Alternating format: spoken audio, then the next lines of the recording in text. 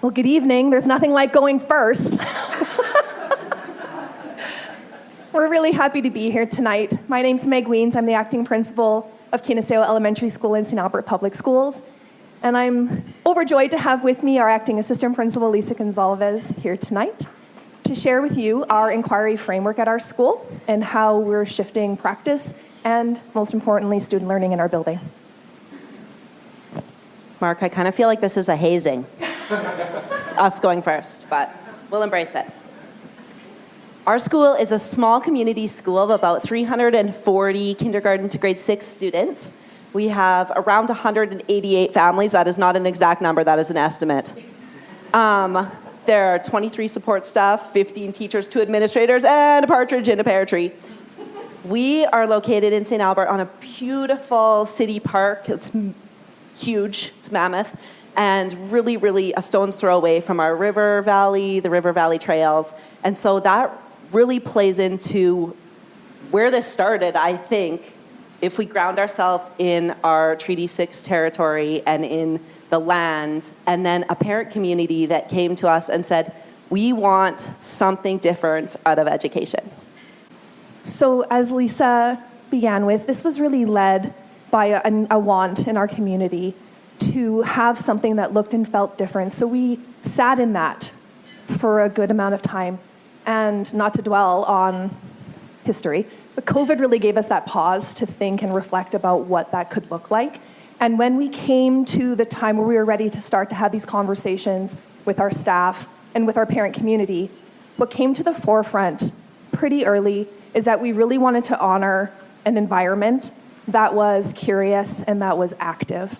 So what came from that was a call to our staff. We put out a message asking staff if there was anyone interested in joining a steering committee of people who are excited to learn and engage in some thinking and doing that was potentially a little bit outside of the norm. And we were really fortunate. We thought we would get 3 to 4 staff, potentially maybe tap a few on the shoulder. We had 12 people come to our steering committee meeting, our first one. So immediately we knew we were on to something really special. We didn't know what it was. And the birth of it being from that organic place was probably, in my opinion, one of the most important features starting out. We didn't know or have an agenda as to where we wanted it to go, but we knew it had to start with how we were thinking about learning. So what you'll see as you look at the process is just snippets of our early steering committee time. It was active on our end as learners, led by our wonderful curriculum services team, one of which is here, who is going to nod, Catherine Coyne.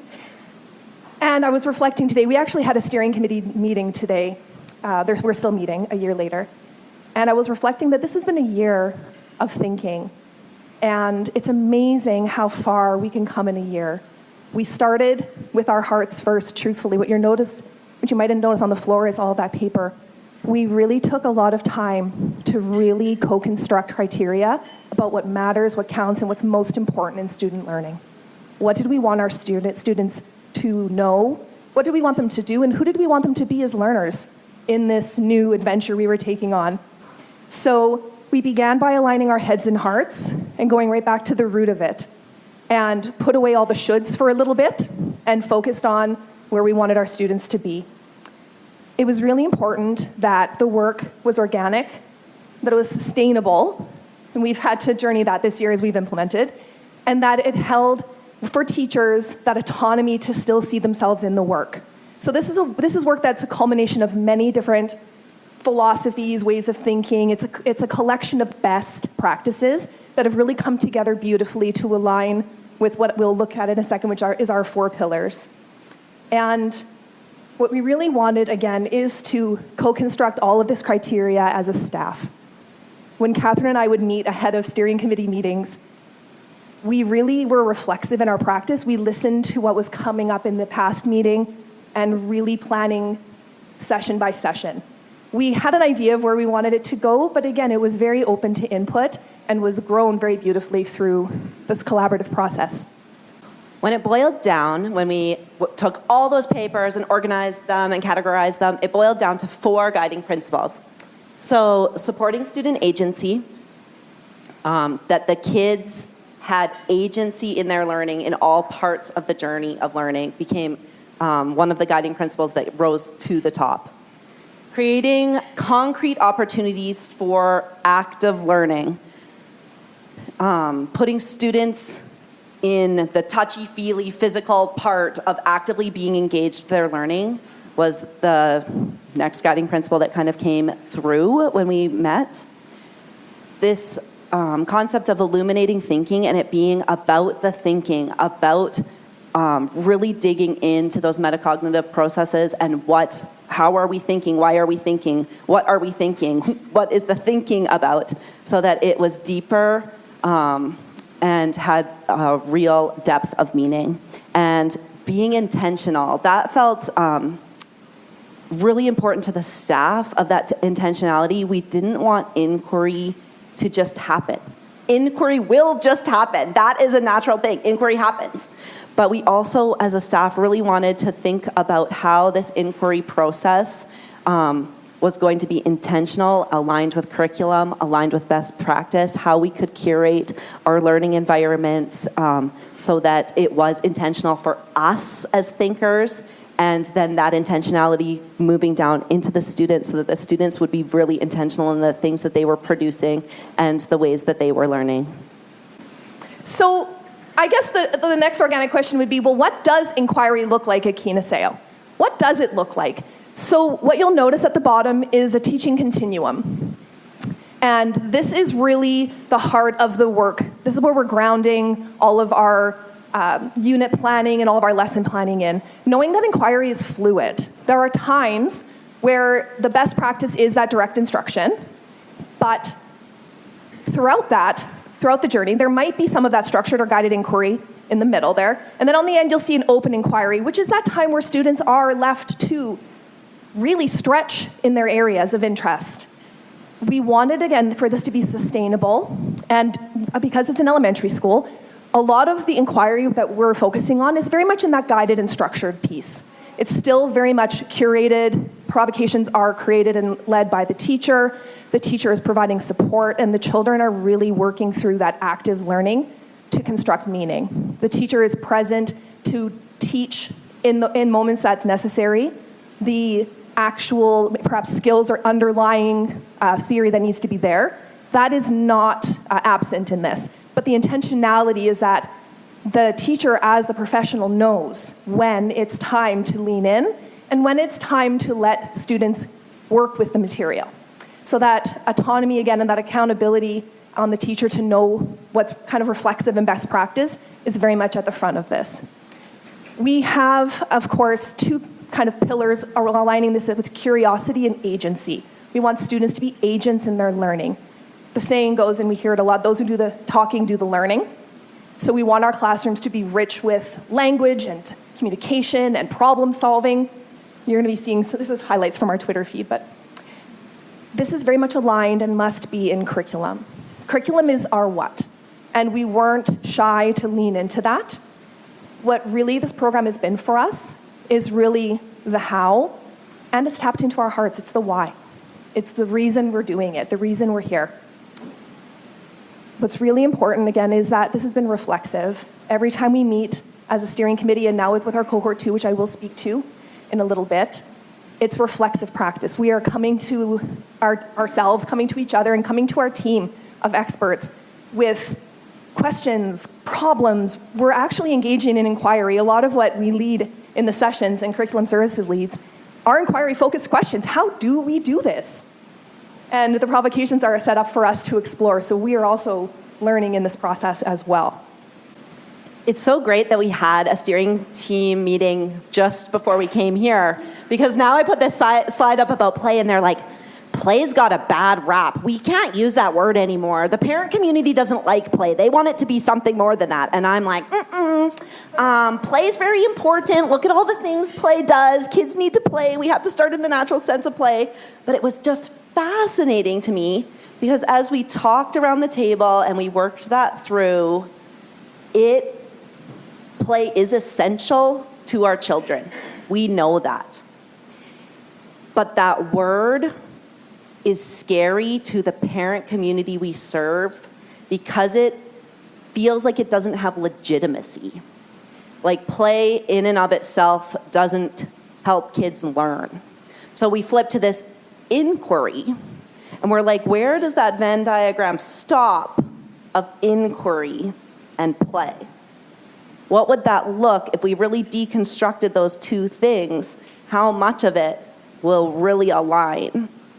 So when we think about our little Division 1 people, we're thinking of how do we continue to inform our community about inquiry through play as the natural state of the child, the natural development level, especially in those younger little ones, of how they inquire, how they learn, how they're curious. They do that through the active part and leaning back into those guiding principles of the act of learning is play. And we can't separate play from inquiry. And even as they get older, I could read all of this, but I'm like really gonna hope that you guys just like love Passy and like maybe read his book. So like playing in all the places.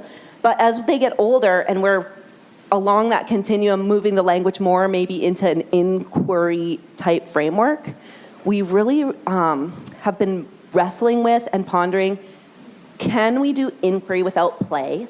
Yes. What would that look like? And does that deviate then from our core values? Even with the grade 5, 6 class, they play in inquiry. But we maybe don't call it play because they're getting older. They don't want it to necessarily sound like that. But they are really engaged in that process of asking questions, planning for how they will answer those questions, reflecting on those questions, looking where they can find the answers to that questions, and continuing along those cycles of inquiry with keeping that play mentality in a forefront for engagement, for active learning. So last year was really where we began about a year ago planning this very much on spec.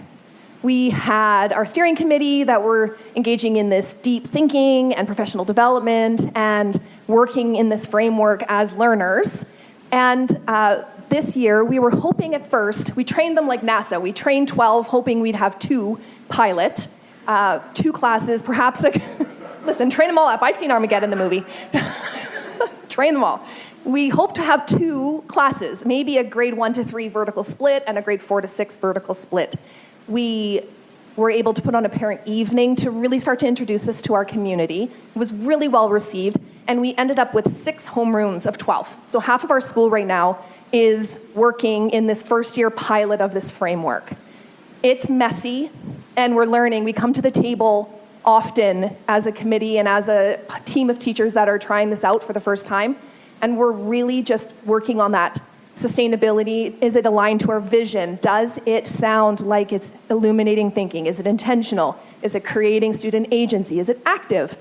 And when we ground ourselves, and I'm thankful for our meeting today because we did realign ourselves, if we align with that, then we're on the right track. And it's going to look different based on professionals and rooms and composition. The path forward is actually, am I more excited? I'm unsure. I'm a very excitable person, as you might be able to tell. The path forward this year, we looked to train another group of teachers. So when we put out the call to our staff to come along for this journey, cohort 2 is what we refer to them as, everybody else on our teaching staff signed up.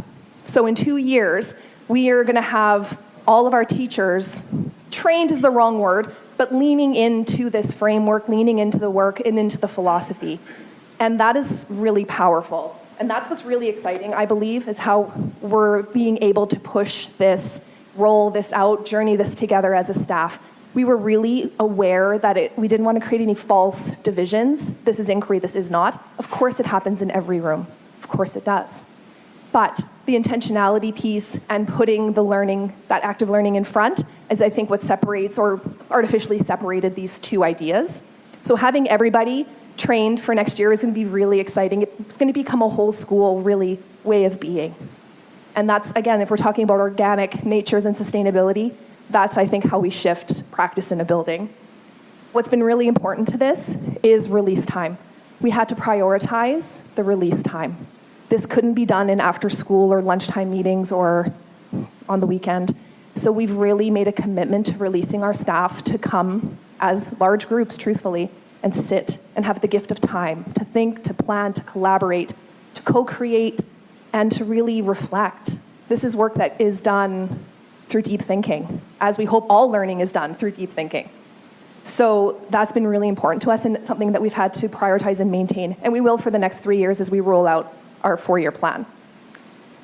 Aligning our head and our hearts is probably the most powerful work we could do.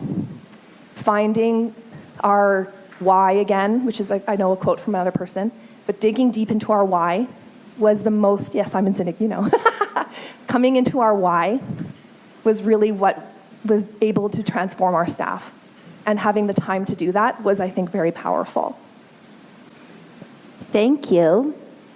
Feel free to reach out to us at any time. I wanted to leave it on this last slide because it's really, you're changing my mind. Oh, of the research? Oh dear, we have to end on the research page. I wanted to end on the kid page because at the end of the day, it's just beautiful to see the kids engaged in the process and how it's really just their natural way of learning, and they are here for it. There is all these books that we read because we did not want to just pick a one way. We wanted to have that organic nature. And yes, thank you so much.